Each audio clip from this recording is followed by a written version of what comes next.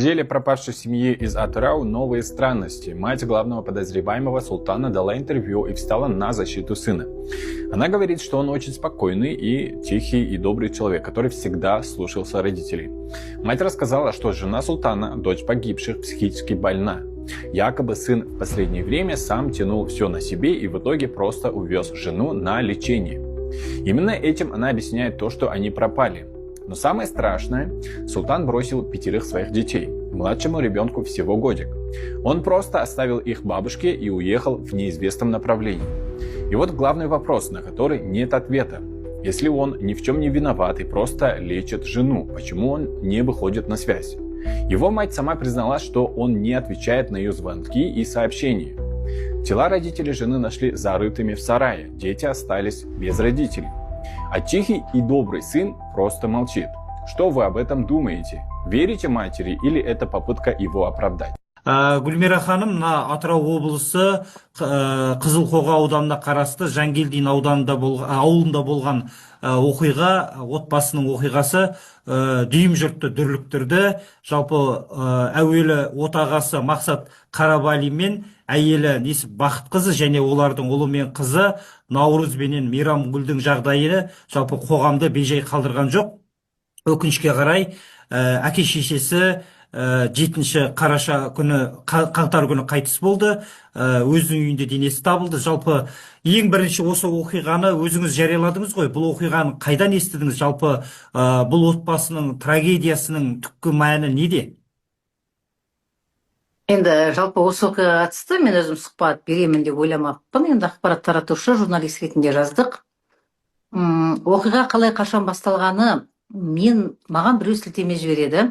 Жалпы бұл бір ресми 4 адам жоғалды деген дерек тараса керек. Осы 4 адам бірдей жоғалыпты, көрдіңіз ба деп. Мен ананы қарадым да, мен білесіз ба, қазір ресми деректерге қараймын, көремін, оқиға жайлы кез келген. Бірақ ары қаратай өзімнің нақты екінші жұмыс телефоным бар да, соған қараймын. Оған күніне мыңдаған 500 деген, кемінде 500 айтса мыңдаған хаттар келіп түсіп жатады. Осы оқиға жайлы кім не айтуы мүмкін? Менің енді өзімнің біраз жылдан бері қалыптасқан аудиториям бар ғой. Соны бүйтіп келген кезде маған 3 қаңтарда, сәлеметсіз бе, бізде 4 адам жоғалған естідіңіз бе, соны туысы едік. Сәлеметсіз, 4 адам жоғалды, нағашылар едік. Сәлемет 3 хат түсіпті осыған қатысты.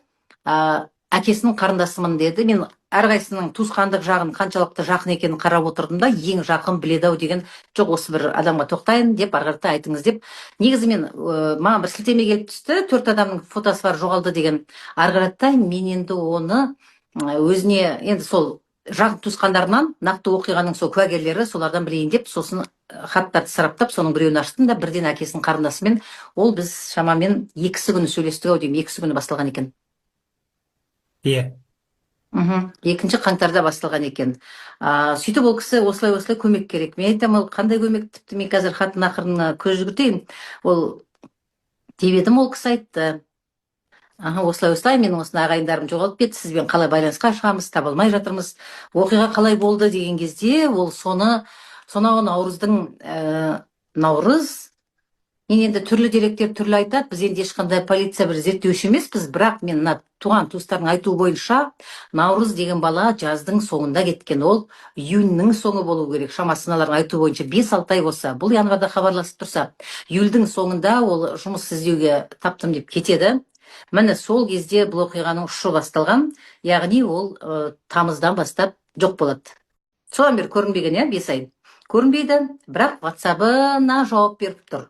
WhatsApp-ына жауап беріп тұрады, біз бармыз, ой күштіміз, анау-мынау малды сата бердіңдер, үйте бердіңдер, тек WhatsApp-пен тапсырма беріп тұрған. Ал кейін қарашаның басында өздері үйелерде жоғалып кеткен кезде, басқа тағы бір қызымен бірге, ол кезде Наурыз, біз ана қызды алып кеттік, емдеуге алып кеттік, міне емге келдік, міне докторға кірді, міне докторға шықты. Енді әдетте, енді кез келген адамға белгілі, сіз жоқ адам бар, егер мүмкіндігі бар, қолына сотқа ұстайтын, өз жауап беретін адам, өзі онсыз да жауап береді, видеоға шығып. Біз енді адам қатты төсек тартып жатқанда, болмаса жүруге мүмкіндігі жоқ кез айтамыз. Ана жерде жатыр деп біреу-біреудің телефонын алудың өзі енді дұрыс емес. Біреу-біреуге жауап беру. Ал енді көрінбеуі, ол 5 ай бойы. Мен сізде күдік туған жоқ па? 5 айдан бері сіз сентябрь, октябрь, ноябрь, декабрь, міне август болыпты десем, жоқ, олар енді үнемі сөйтіп ары бері жүретін, бір жаққа кететін, соңғы кезде ана қыз ауырып жүрді. Енді өздері де байқасаңыз видеодан бір сондай еті тірі пысықтар емес, енді әлбетте мүгедектігін алады, дімкәс, бірін бірі сүйреп жүрген енді отбасы ғой.